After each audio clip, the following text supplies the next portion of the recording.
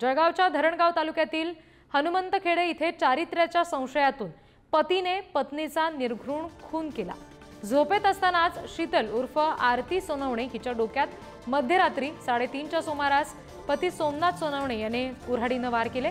या हल्ल्यामध्ये 10 वर्षांचा मुलगा सिद्धू अगदी थोडक्यात बचावलाय, मात्र त्याच्या हाताला गंभीर दुखापत झाली आहे। शीतलला तातडीने जळगावच्या खासगी रुग्णालयामध्ये दाखल करण्यात आलं, मात्र उपचारादरम्यान तिचा मृत्यू झाला।